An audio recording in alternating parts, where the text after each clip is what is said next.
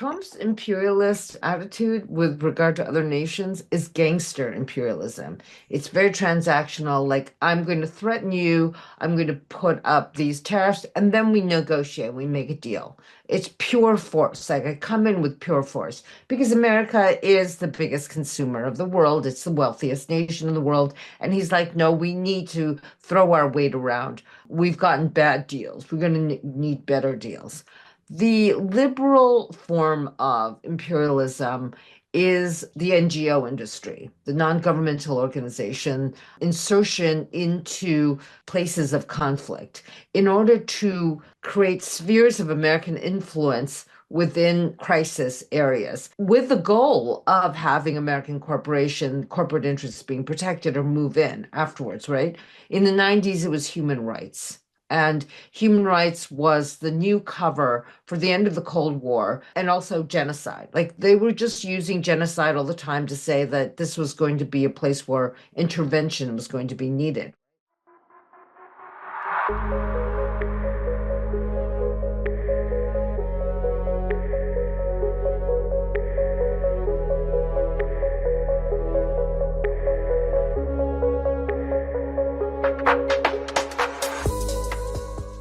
Hello and welcome to Global Majority for Peace podcast. I'm Ileana Chan. Every week on this podcast, we discuss with special guests from across the world our mission of building a global movement to challenge the US-led war drive against China, Russia, and countries in the global south. So please subscribe, comment, share, you know the drill. We are also going to be putting the first part of this interview on YouTube and then the full episode on Patreon. And it's also available as an audio podcast on Spotify and Amazon Music on Saturday. Today, I'm very happy to introduce our amazing guest to Global Majority for Peace, Catherine Liu.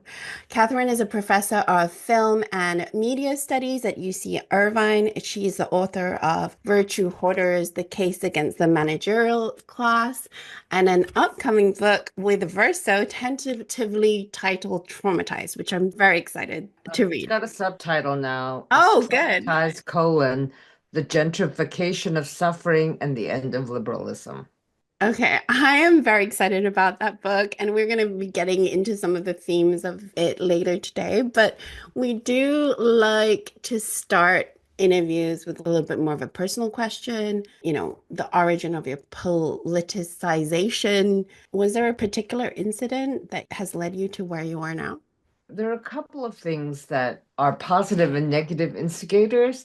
And I would say one of the positive instigators was that I went to elementary school and partially high school and middle school and high school at a time when public schools were very, very functional. And my teachers were very inspired and they were well paid relative to that time, and it was a respected profession. So I came of age at the tail end of all of the New Deal things that had been provided for the public sphere in America. And very quickly, all of that disappeared when Reagan was elected president.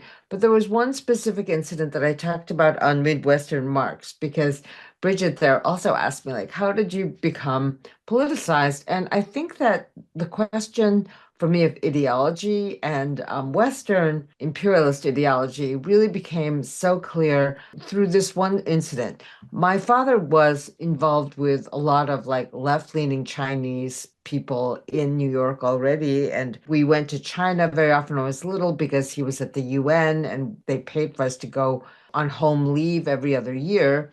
So there was already a lot of talk about Marx, about Mao in my father's social circle. He wasn't very committed to it in the end. I was like a little sponge absorbing everything.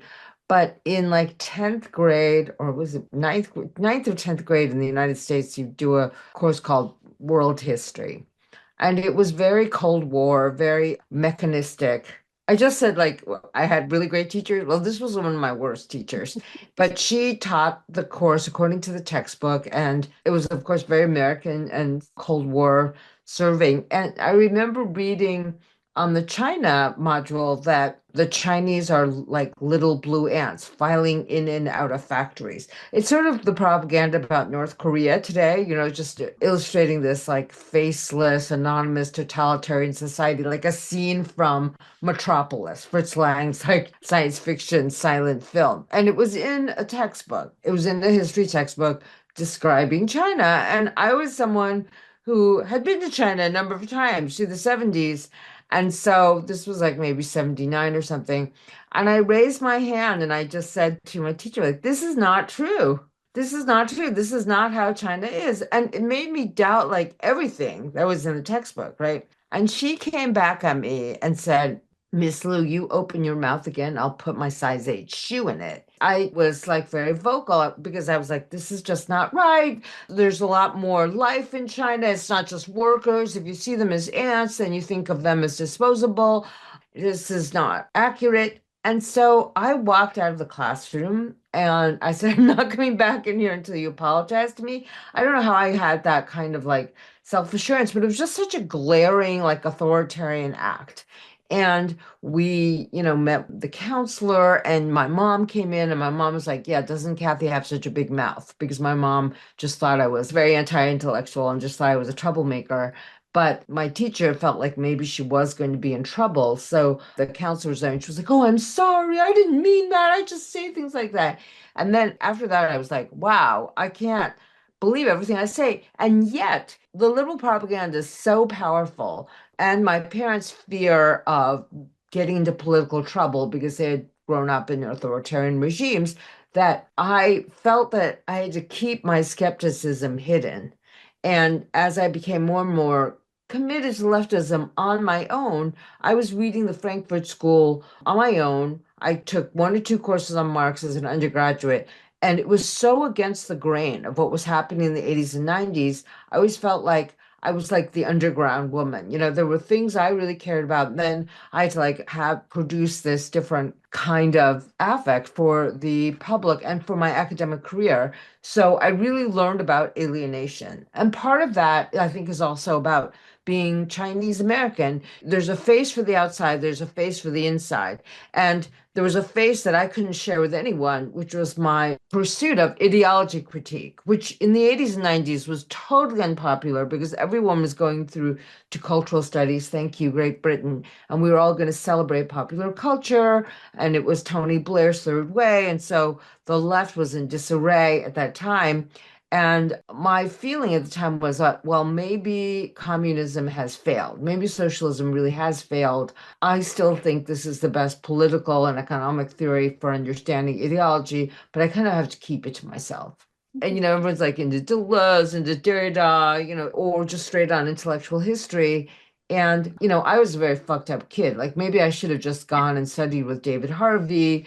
I didn't love Fred Jameson stuff, but I could have found like a mentor. The person I really admired was Mike Davis, and he wasn't taking students. He was just like a real rogue guy. Totally respect him for that. But there were very few like real Marxist mentors. Nancy Fraser and the sort of philosophical leftist feminists, that I don't do philosophy. I'm not a philosopher. I don't think Marx should be read as philosophy. And so I was just like deep in culture. My advisors were all second wave feminists. And so Marx and Freud were just patriarchs. And I kind of had to keep it hidden. But that's called alienation. That's the cost of growing up under an ideological regime that the liberals don't want to admit is actually quite authoritarian, especially during the Cold War.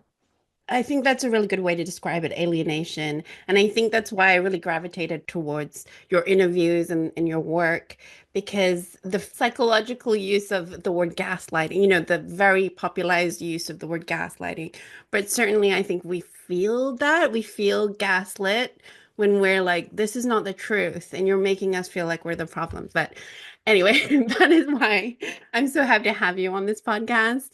Of course, we are a geopolitical, anti-imperialist, anti-war podcast, and we like to link and highlight how, well, for us in the UK, we're based in the UK, Britain's foreign policy is often subordinate to the US, and Yeah. how Britain is really can be seen as a complicit junior partner of the US empire, and how that is often or is perhaps our primary obstacle to achieving social and economic progress and wealth redistribution. I mean, obviously that can be quite controversial statement, but I felt like your book, Virtue Hoarders, the case against the professional managerial class, observes American class dynamics, which similarly do exist here in the UK. And it gives us a really useful framework for how the manufacturing of consent for the imperialist neoliberal agenda is achieved, despite that being contrary to the general public's interest. Can you start by explaining what you mean by the professional managerial class? Because I think a lot of people might not know what that is, and how they function to uphold ruling class interests. Well, it is a class of white collar workers who, I think it might have been Mills who said this, C. Wright Mills, but they are the workers who work in air conditioning. If you want to think about this in like a subtropical colonial, neo-colonial thing, it's like they're a group of workers who work in climate control. I mean, that's kind of a joke, but this class has credentials. It doesn't work with its body. It usually has to obey certain rules of professional organizations, like in the American context, American Academy of University Professors regulate certain actions and conditions of the professoriate. The American Bar Association and the American Medical Association regulate the behavior and the actions of lawyers and doctors, respectively. And they really come up in power throughout the 20th century. And I would actually say that there was a moment when this class was very, very small. Like there are some statistics from the labor analysis that says in 1900, maybe white collar workers only made up 3% of the American workforce. And American agricultural workers made up 25%. The rest was industrial workers and then other kinds of service itinerant workers. And today that number has been reversed. You know, there are 25, 27, sometimes people say 35% of the American workforce has a professional managerial job. But I think we can refine this by saying that there are certain professionals who manage other people. And there are certain professionals who do their jobs, like nurses and teachers. They're professionals. They don't manage other people. They teach, they can provide a service job. In the factories and in the 19th century classical Marxist mercantile firm, this class has roots as foremen, as clerks, as accountants. And Marx said that these kinds of people who were delegated by the capitalists to regulate, discipline, and control the flow of money and labor were in the pre-modern period more like family servants. So they were working alongside or often in the offices in the homes of the mercantile capitalists. As the functions of the corporation become more and more complex, as logistics lines become more and more dense, especially with the British Empire, you have a whole level of lawyers, insurers, everyone who is not lifting things, but managing the flow of those things. And in 1977, John and Barbara Ehrenreich wrote the tracts Professional Managerial Class about how they had noticed that in left and liberal political spaces, increasingly the working class was marginalized for professional managerial class interests, college educated people who were presenting a new cultural vanguard. And there was a split in the liberal left between the old school, old left, labor-based progressives and this kind of like liberal progressivism that was taking place. I would say like the values of the American professional managerial class have to do with meritocracy. And I don't mean that in a good way. I mean that as a kind of social sorting that was a term of insult that was actually invented by Michael Young, who was a British labor politician of the 1950s, who said that if capitalism is becoming more and more of a meritocracy, not an aristocracy, and the meritocracy is rewarding ruling class elites by saying you're just smarter than everyone else.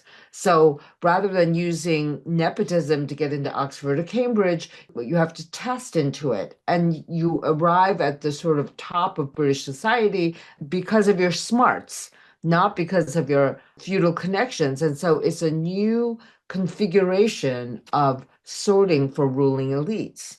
There's a lot of reasons why this meritocratic form is very American. And it was exported after World War II. It was supposed to be rewarding the cream of the crop of people, creating a kind of equality within capitalism that had to do with competition, rewarding the smartest. And a lot of the diversity initiatives and the anti-racism initiatives that presided by this class is about selecting the smartest people from all genders, all sexualities, all races, all ethnic backgrounds, so that they can occupy this stratum of capitalist society where you can ascend from any kind of background and test into the elite in this way. So the history of meritocracy is deeply connected to the history of this class because they think that they've overturned inherited privilege and wealth. But increasingly in America, at least, and I think in Britain as well, college educated people with cultural capital pass it on to their children. Oh yeah, I mean definitely I think in the UK. So the professional managerial class you were saying was the cultural vanguards, the virtue hoarders. They set the standards for which we are supposed to aspire to. For virtue signaling, it's purposefully devoid of social and historical and political context, and this serves to obscure the real transgressions being made. Obviously, we're in a time when it's like the cultural wars are happening. So you have the right engaging with this by opposing the liberal left within this narrow, superficial scope of debate. But when we kind of use this framework and we focus outward and we look at it on a geopolitical scale, we can look at something like USAID as a pretty accurate encapsulation of this dynamic, which I think is, it's interesting because USAID, for many people, they still do believe it's masquerading as a virtuous endeavor, but it's actually a tool of American imperialism. But a lot of people aren't aware of that. So when Trump gives the reasons for cutting the agency as like, oh, DEI, he's anti-woke and all that stuff, the reaction to this in the global South is actually really different from the official narrative that comes out of the liberal left. So many people view Trump's action as like mask off type of moments for US empire.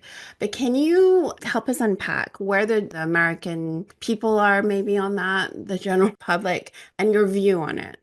You mean about US aid or just general like dismantling of the state and DEI and things like that? Yeah, I mean, because the thing with it is that I think Trump is on one hand doing some very, very obvious imperialist moves. And then on the other hand, the USAID thing, this is like their cover, right? Like this is their virtue signaling. Trump's imperialist attitude with regard to other nations is gangster imperialism. It's very transactional, like, I'm going to threaten you, I'm going to put up these tariffs, and then we negotiate, we make a deal. It's pure force. Like, I come in with pure force because America is the biggest consumer of the world. It's the wealthiest nation in the world. And he's like, no, we need to throw our weight around. We've gotten bad deals. We're going to need better deals. The liberal form of imperialism is the NGO industry, the non-governmental organization insertion into places of conflict in order to create spheres of American influence within crisis areas with the goal of having American corporate interests being protected or move in afterwards, right? In the 90s, it was human rights. And human rights was the new cover for the end of the Cold War and also genocide. Like they were just using genocide all the time to say that this was going to be a place where intervention was going to be needed, right? It select very, very selectively, depending upon what the military industrial complex had to gain from the intervention or American industry had to gain from it. So what you have is this kind of like gangster imperialism, mask off, as you say, or replacing a kind of faux philanthropic attitude towards the world. So all of the reporting about USAID was that millions of people are going to die if the Americans withdraw. So you have this sense of megalomania, like we are actually saving millions of people every day by being in Africa, by offering HIV medicine, by doing this, and they personalize it. It's like face after face of people who are suffering. This is a very liberal technique in the news without without looking at any of the context of where USAID is, of what USAID does to undermine sovereignty, of what USAID does as a sort of precursor for other forms of American imperialism.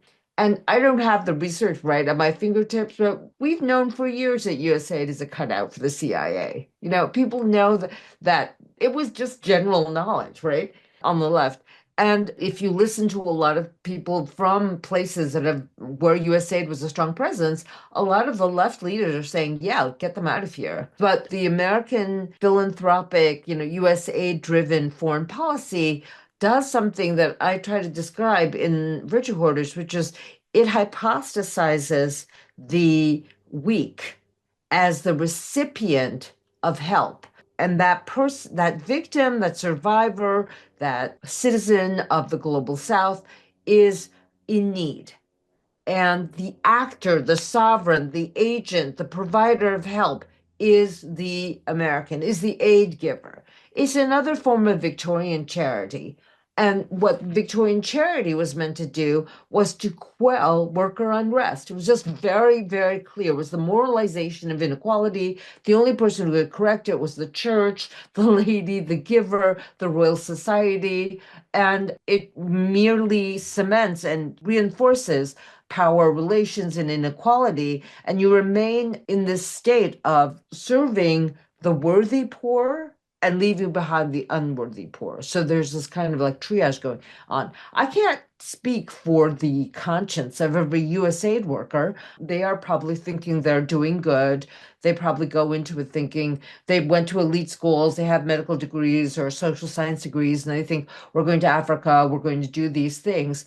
But it's always about decontextualizing a situation of need and having America be the provider of all that is good. And so you have this stripping away of USAID from the right. And it was very, very clear that wherever there are forces of corruption and inequity, if the left didn't get in there and work on it, all of these things would eventually come, the bill and all of these things would come paid. And it was the right and the far right who are dismantling this because the liberals don't want to hear any criticism of USAID from the left. I mean, if you think about this, there could have been a realignment of American foreign policy through left intervention. But the Democratic Party will not let its left flank, and the left flank is just completely fucked up anyway, have any kind of power. But the Republican Party allowed itself to be taken over by its far right flank. And so this is what we're seeing today. I can't emphasize this enough. One of the reasons why I was so committed to the Frankfurt School and was very, very unfashionable to be thinking about them, especially in the 90s and early 2000s, was something that they were writing about constantly, which was the fact that the logical end of liberal capitalism is fascism. And the only way to take that apart is to have a robust ideological critique and political program from the left. And we're just seeing that happen now. I mean, I don't want to be like, I told you so, but they told us so. I mean, it is just very, very frustrating because now it's almost impossible to untangle. I mean, one of the things that I think you've mentioned before is with Gloria Steinem being funded by the CIA or, being part of a CIA project to, I suppose, decontextualize, as you've talked about, feminism when it's a very real issue. We definitely need feminism, but now it's been sort of destroyed in many aspects and used as a pretext for intervention. If you look at the evolution of American feminism, it was always funded and promoted by wealthy women. So the suffragettes who achieved female suffrage in 1920 for American women were generally very, very wealthy women. And there were one or two really wealthy women who sponsored the legislation and lobbied. And so it always had a class basis.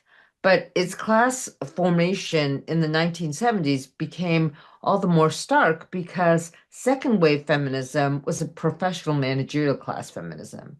And throughout the 30s and 40s, there were socialist feminists who were marginalized during the McCarthy era, during the anti-communist era. And these were women who were really focused on work issues, leave issues, maternity care, childcare issues. But you see in the 70s, and it was totally directed by upper middle class, professional class women, there's a complete focus on a kind of libertarian attitude towards sexuality, sexual freedom, and then abortion rights becomes their singular focus. Singular.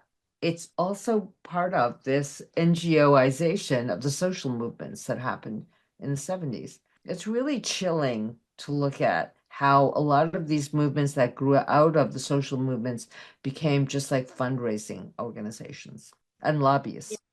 And I Yeah, think you call them charities in the UK. yeah, I think it's interesting to hear the origin of feminism because I think from an American perspective, just because personally I was introduced to it by my parents, it was the whole thing about women hold up half of the sky, the communist. I have not researched whether or not there is any other, but to me it comes across as like something quite different from. Well, Mao and the Chinese Communist Party really did want to break the back of the Confucian family in China. And since Deng Xiaoping's reforms, people have walked that back, and so there's a lot of reconfucianization. But one of the things that about modernity and modernization from the Republican Revolution onward in 1911 was modernizing China. And modernizing China meant changing the position of women in Chinese society. So chattel slavery, arranged marriages were outlawed by the first Republican government. And then with the communists, you had this idea that outside of the Confucian hierarchy, we want to endow women and men with the right to marry people they love. That was like considered, that was revolutionary after 1949. And also because of the lack of a cadre of educated people, we needed to educate women to fill positions of teaching in the party, everything else. And Mao came up with that slogan, women hold up half the sky. And one of the things that can be construed now as like cruelty and child abuse was that in the communes, in the collectives, there were 24-hour nurseries. Like you could send your kid to a nursery school because you were building the revolution. And it was about breaking this kind of like Chinese family clan idea. We've gone back to it. The clan had to be substituted for the party.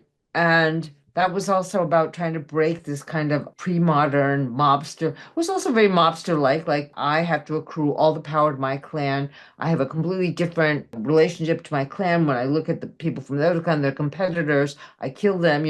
At the highest level, it becomes warlordism and gangsterism. So the communists were trying to create a civic society, secularizing the Chinese family, and a lot of that had to do with changing the way that women were seen. It was the same thing in the Soviet Union, but once communism collapsed, women became sex workers again. The whole transactional thing about young women and the trans mercantile capitalism just brought back all of these economic disparities.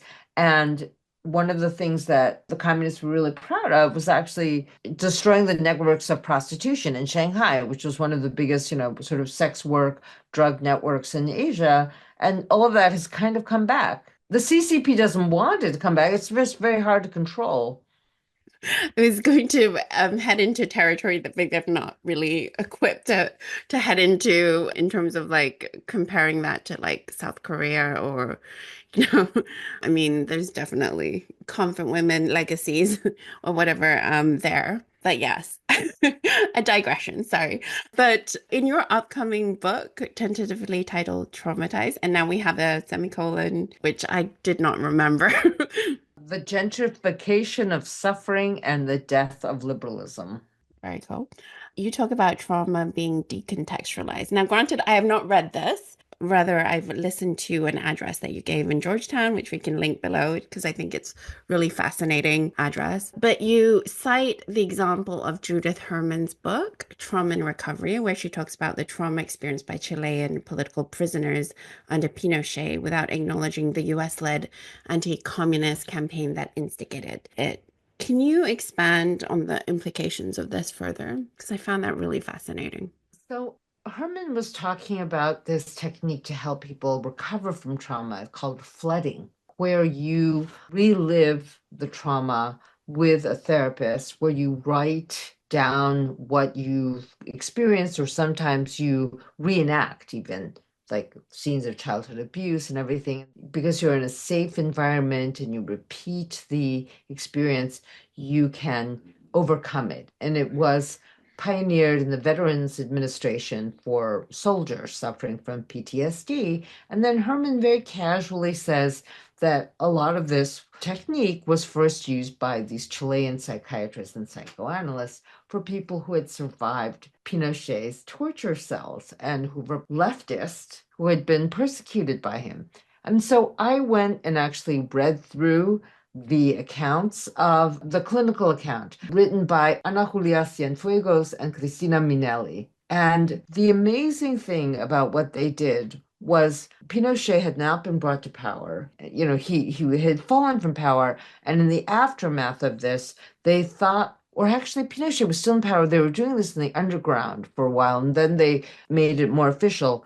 They treated victims in such a way that they could take down their testimony and sort of put the Pinochet regime on trial in a clinical setting. Like, this happened to you because you were working with Salvador Allende, you opposed American imperialism. Pinochet grabs you from the street and tortures you, imprisons you.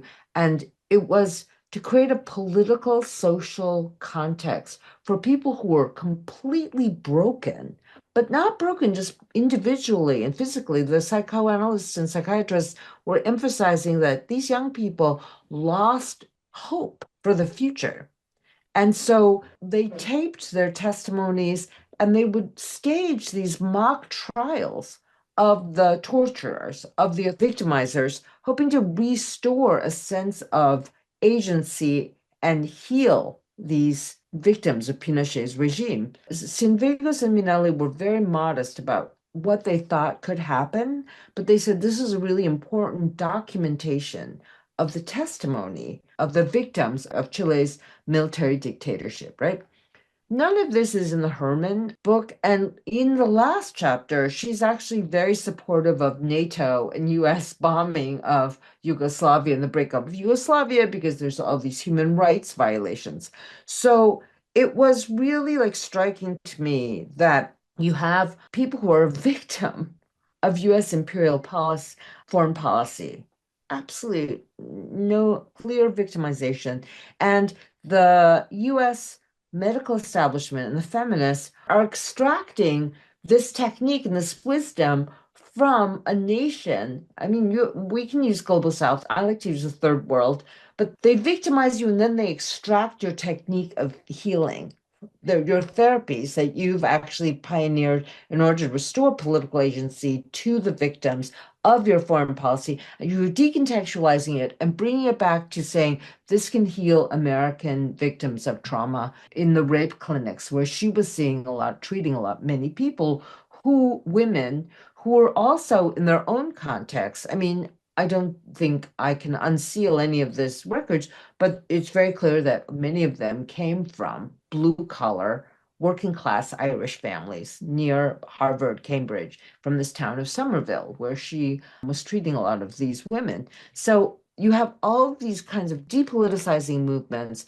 these really politically naive apprehensions of both the therapeutic technique and the narratives of recovery. Like, she doesn't ever say, like, wow, why were these people being tortured? Or what role did America have to play in this? America had to play a huge role in this. So it just seemed to me like this kind of political naivete about trauma and recovery was extracting something once again from the global south. And the whole thing about America's fear of communism drove it to support the most murderous regimes. I mean, we're not even talking about Indonesia. I mean, I don't think, that whole thing, the trauma of Indonesia should be front and center in any discourse about foreign policy and trauma. But if you look at the literature on trauma, communists, victims of American imperialism,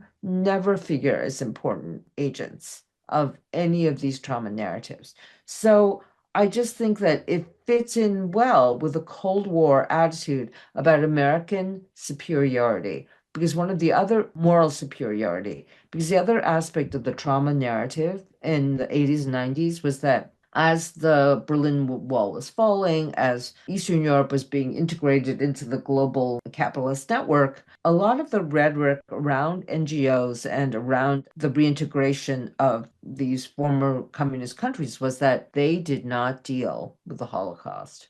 We did. They didn't reckon with the European past. So we have better psychological tools to deal with trauma. They're in denial and to be integrated into Western Europe and the global capitalist flows, they have to acknowledge that they are behind in terms of dealing with this horrific thing that happened in Europe in World War II. And that gives the sort of professional managerial class executors of the terms of the end of the Cold War a kind of moral superiority as well. Yeah, that's so interesting too, because I think it's so much of a part of our Western culture now to use psychological terms somewhat inaccurately, but it's just so widespread. And to have this idea of, Not only inaccurately, but to take our culture of therapy and just impose it upon other cultures, other places. There are certain universal principles about the psyche. I'm deeply invested in psychoanalysis that I think are absolutely necessary to look at. But one of the things about trauma, from any point of view, is that it is embedded in a culture, and each culture deals with suffering in its own way. But one of the things that the United States and Britain follows along with is imposing a narrative of recovery from that. So I call that the trauma script. And you impose the trauma script as a healer or an imperialist, a professional. And that is just not very good therapy either, but it is definitely American foreign policy. Like, you guys suffered, this is how you're going to recover. And we have the best techniques, we have the best drugs. In Ethan Waters' Crazy Like Us, he said that a lot of the USAID packages that go into post-crisis places like Indonesia, Thailand during the post-tsunami earthquake world was feminine hygiene. You get a package of feminine hygiene and antidepressants and psychotropic drugs.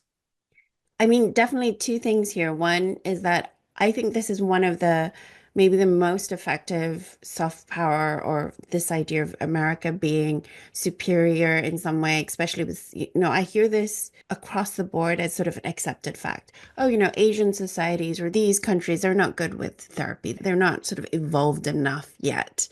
These are new They will. concepts. They're going to learn from us. They're going Yeah. to learn from us. Yeah, we know. In the Georgetown address, you mentioned the phrase trauma for export, which is, I think, what you're talking about, where it's like another example of imperialism as an extension of capitalism, but basically paving the way for the pharmaceutical industry in this way that you're saying. Can you expand a little bit more on that? Because that's really a really good point. Here in the West, we're all about these types of psychotropics. Is that what you called them? But it's somewhat new in many, many different. I mean, so it's like there's a lot of untapped markets, basically. There are.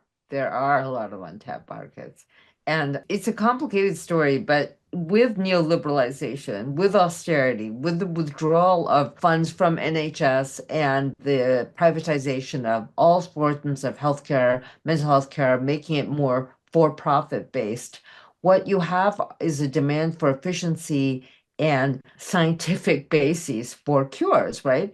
And psychopharmacological companies were finding that there were drugs like lithium that really did help treat schizophrenics and paranoiacs who were, in full-blown crisis, right? The drug innovations became more and more suited towards the diagnostic statistic manual. That's like the Bible for psychiatric diagnosis in the United States.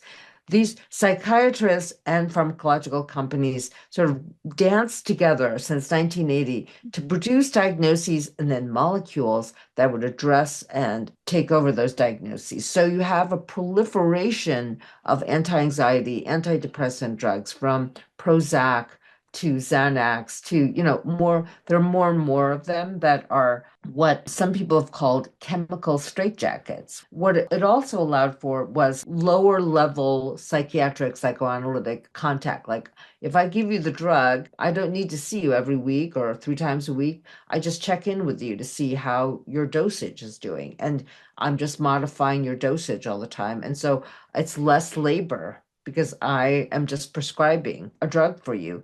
And this kind of management of mental illness has everything to do with the dissolution of communities through late capitalism, the destruction of the middle class, the destruction of the working class, the destruction of the social safety net. The E.P. Thompson, the old Marxists called like life world, the pub, the factory, the family, all of those things, are sites of toxic masculinity or just retarded pre-modern people go there. And so you have this introduction of all these new consumerist ways of interfacing, competing for increasingly smaller pieces of the pie, and no real sociality that's given by, kind of infrastructural modes of being together. And so people are more and more isolated. You have incredible growth of anxiety among young people.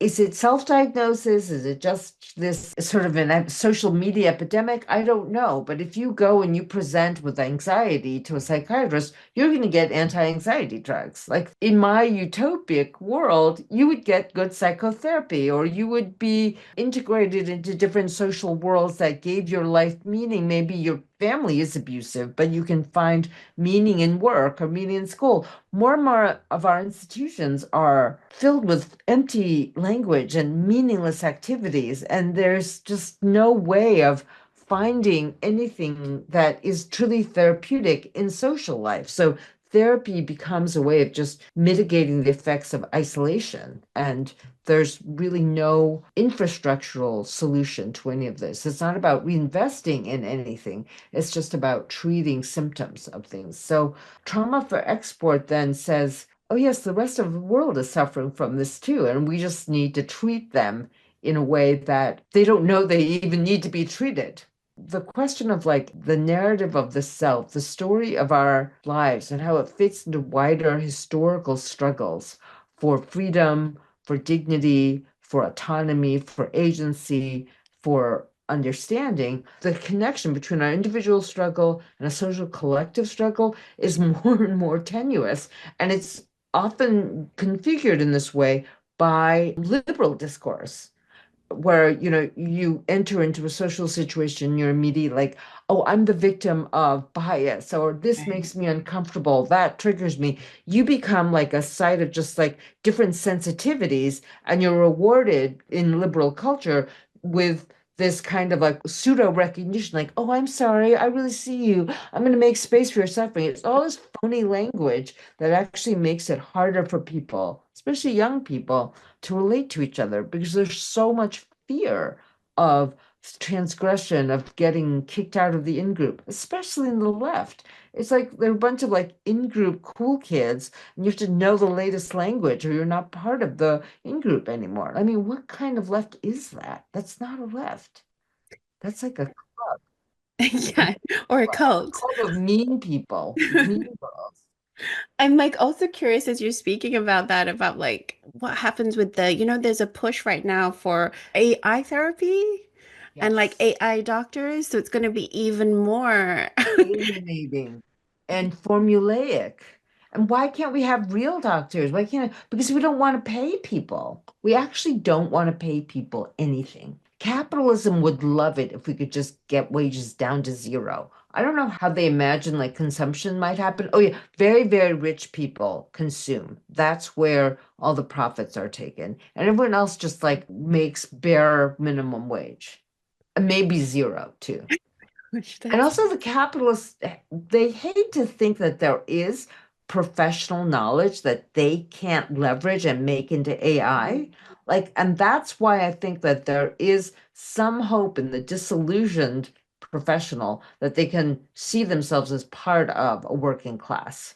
Because you can fight so hard to become a doctor. You work in a hospital and you realize that hospital is being managed for profit. It hasn't happened in the UK yet. but it certainly happens in the US. So it's a lot better to have 50 AI therapists that you pay nothing to than to have five really good professionals who might not like your management style and who get tired and who have trouble and who have children who need leave, maternity leave. You don't have that problem with AI. AI is just a question of labor from Yeah. the point of view of the capitalist. You're part of the UC Irvine. So interestingly, I did just learn that the current Arthur Ross director of the Center of U.S. China Relations at Asia Society, Orville Schell, who's the dean at UC Berkeley Graduate School of Journalism for 10 years. And he also worked for the Ford Foundation in Indonesia from 1964 to 1966, which of course, you've mentioned this, the US-led anti-communist campaign, and it's on his biography, so he's quite proud of this.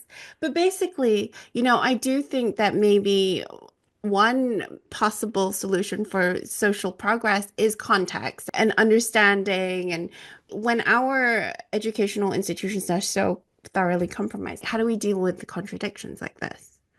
It's always been the American higher education system has been the envy of the world, and the right is taking that apart. The much touted ideas of academic freedom were defended even in the UC, even during the most virulent moments of the anti-communist campaigns, where the president of the University of California, Clark Kerr, refused to make his faculty take a loyalty oath to the United States. That was maybe a happy moment, a happier moment. I see most university professors sort of accept leaders accepting the fact that we are entering a phase where academic freedom is not going to be a value that we can protect any longer, especially because of the Palestine-Israel situation, where any criticism of Israel can be construed by the administration granting organizations as anti-Semitism, and then your university is going to be compromised by this. The other thing that the liberals did to us was by imposing a whole apparatus and bureaucracy of diversity, equity, and inclusion that was meant to sustain the status quo, not look at any serious economic redistribution, but work towards what I was saying was curating a more diverse professional class. And that has been extremely unpopular. Professors still are invested in, liberal professors at least, and the Trump administration is going after that. So I feel like the American universities may not recover from this situation. I feel like the endeavor of autonomous and independent research is so important. But if the PMC just works on being gatekeepers to keeping that knowledge behind a very expensive door that most people can't pass through, then it will be destroyed from within and without. Now, how do we create universities that protect research from the forces of ideology? It's always been a struggle. And the American university has been ideologically captured always by American foreign policy and American imperialism.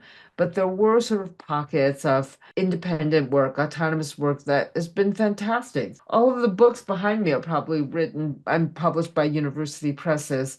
And we built this reservoir of knowledge. Can we make it serve the people rather than serve the imperial project? I don't know at this point. I really don't know because I feel that the university itself has eaten itself from within even before Trump came to power. And now it's threatened by the forces of the right, but it needed like deep, deep reform from the forces of the left, and that never happened. The university became so corporatized. Like there's so much thought conformity already. And so, is this a time for us to think about what we are really defending? I feel like we're beleaguered on so many sides with regard to the forces that really want to destroy real thinking, real dissent, real coming together for common cause. And, maybe it's just we have to find ways of creating networks of knowledge and research outside of the institutions in order to rebuild the institutions. I still believe in the institutions, and I believe that they are bulwarks in liberal society against the forces of the market. But if we go into full-blown fascism, for example. The universities are fragile and they will collapse. We've already seen, though, that the educational system in the United States has produced functional illiteracy for even college students. So, how can we have a democracy when we devalue education to such a deep degree? And this happened before Trump. This happened before Trump. So, the roots of this degeneration are deeper than just Trump. But it is quite disastrous right now. I don't personally feel like I want to go out and go on PMC marches against Trump. I feel like their horizon is just bringing the Democratic Party back into power. So I think it's okay not to go out on a protest. There are big protests today. It's April 5th. And I'm just giving everyone who's listening to this in America like a pass. Like, you didn't have to go out to protest today. Because what is their horizon of change? Yeah, exactly. What are their tangible demands, indeed?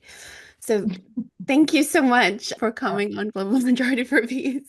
Thanks for Um, these great questions, Ileana. I loved your questions. you have such a wealth of knowledge. I obviously could have easily talked to you for hours. And thank you, everyone, for watching. Thank you. Okay. Thanks, everyone.